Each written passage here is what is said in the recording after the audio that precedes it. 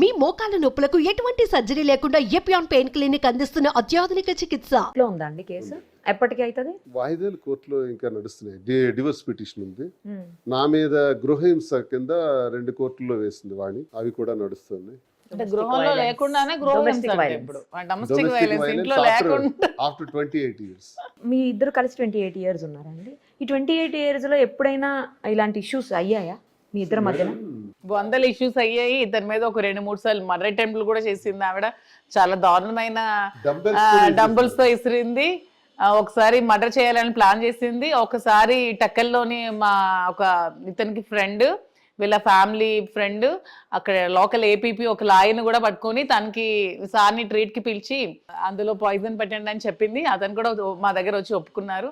So ఇతని మీద చాలా మర్డర్ అటెంప్ట్స్ కూడా చేసింది. చాలా ఫేస్ చేసి ఇంకా వెక్స్ అయిపోయారు. బయట ఉన్నంత వరకు నా లైఫ్ వేరు. డోర్ తీసి ఇంట్లోకి వెళ్ళానంటే ప్రాబ్లం స్టార్ట్ అవుతుంది. ఇంకా నరకం అది వేరే అయినా భరించాను. ఎందుకంటే ఇవి బయటపడకూడదు, మనకు రాజకీయ జీవితం ఉంది, పిల్లలు ఉన్నారనే బాధ్యతతో నేను ఆలోచించాను.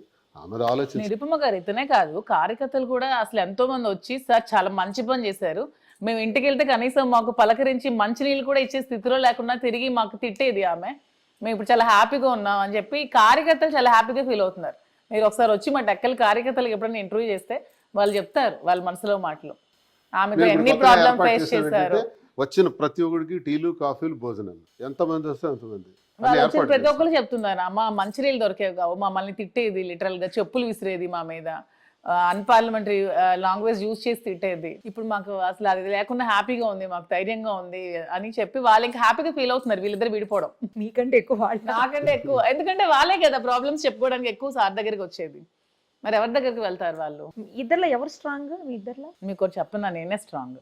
అతను చూడడానికి అంత ఫిరోషియస్ గా ఉంటారు కానీ చాలా వీక్, అసలు మెంటల్ గా సాఫ్ట్ అనుకుంటా కదా. చాలా సెన్సిటివ్, చాలా అర్థమైపోతుంది చూస్తుంటే. చాలా అగ్రెసివ్. నేనే అగ్రెసివ్, నేనే స్ట్రాంగ్. తను మాటే స్ట్రాంగ్, తన మనసు చాలా వెన్న లాంటిది. ఎన్ని రోజుల పరిచయం ఇద్దరిది? 2022 నుంచి. 2-3 years ఏనా? ఎక్కడో ఉన్నామా మాకు తెలుసు. అంటే పరిచయం ఫ్యామిలీ ఫ్రెండ్స్ కదా. మా మామయ్య గారు లాయర్ కదా, శ్రీనివాస్ గారు నామినేషన్ వేయాలంటే మా ఇంటి నుంచే వెళ్ళేది nomination paper. Nomination prepare. So family friends మామూలుగా పరిచయాలు అంతేగాని దగ్గరగా పరిచయం అంటే 2022 నుంచి దగ్గరగా